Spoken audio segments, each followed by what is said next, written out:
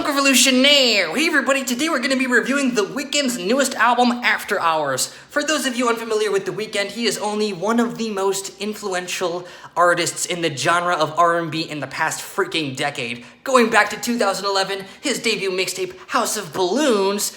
This mixtape really kind of teetered into some pretty uncharted territory here with these kind of like darker, moodier, atmospheric samples in the production, like freaking Cocktail Twins and Beach House, combining with the high-pitched singing, like, you know, more traditional R&B influences like Michael Jackson and Prince.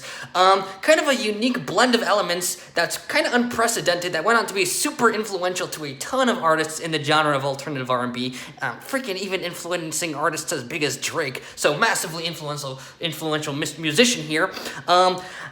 Honestly, The Weeknd did kind of go in and start in the most recent years doing more like mainstream poppy stuff, like that song Can't Feel My Face. I just cannot stand that freaking song more like. So anyways, regardless, let's get their freaking review started. This guy who freaking using freaking dream pop in his beats back in 2011, is he going to be experimental in his production or in his music here again like he was so long ago? Or is he going to be making more generic pop music? Let's start by taking a look at the album cover.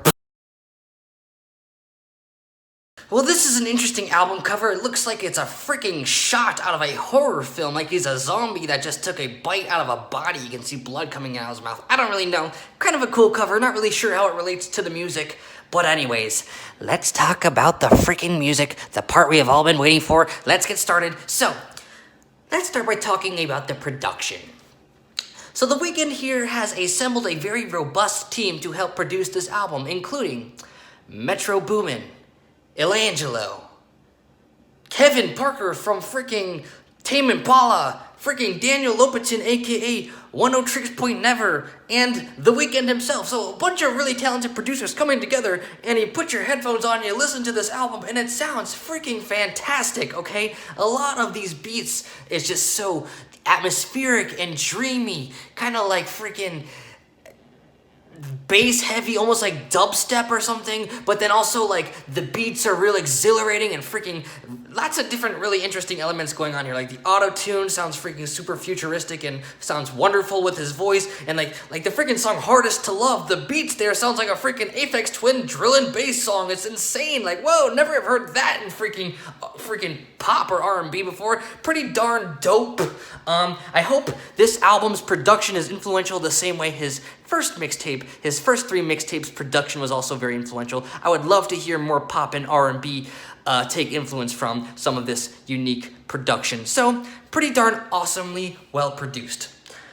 However, a lot of the songwriting on this album just feels like there's a lot to be desired. The first half is pretty slow. None of the melodies are really catchy or interesting, honestly. Freaking like Escape from LA is like a particularly slow song that really drags, one of the longest songs on the album that doesn't really bring anything too new to the table. And then there are songs like Heartless, which feels like a very heartless, synthetic pop song. Like you really can start to hear that there were a ton of writers that worked on this album, a bunch of music industry pop song writers who came together to work on this album and pump out some very generic melodies and some very generic, predictable lyrics that really don't bring anything new to the table. So that's kind of disappointing. The songwriting lacks. I'd say the first half is less catchy than the second, but the second, well, it's catchier. I feel like it has more cheesiness to it. Like, it does bring in some like kind of synthy 80s elements, which I like, but then there's like moments like In Your Eyes, which is like, it has like this like cheesy saxophone solo that sounds like freaking Kenny G, and it's just like, what the hell is he doing? That's so cheesy with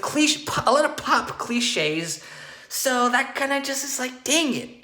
You wrote a fantastic, you wrote a generic pop album, but gave it fantastic production, and you can't just have an album carried by its production. I'm going to give this a 6.5 out of 10. Even though I have a lot of criticisms of this album, the freaking production is that good that it anchors the score at a 6.5 out of 10. I mean, the freaking production in Hardest to Love, it sounds like freaking Aphex Twin and Drake and The Weeknd had a baby. It's pretty dope. But then you can't have all these generic songwriting with generic lyrics that are so, it's almost an hour-long album and it gets boring because of how generic it is. The production isn't generic, but everything else is. So what do you make of that? 6.5 out of 10. I predict That once people realize these melodies aren't all that infectious, people will not be talking about this album much 6 months from now. 6.5 out of 10. I hope the production influences future pop and R&B artists, though. So that's all I gotta say. Thanks for watching Punk Revolution now.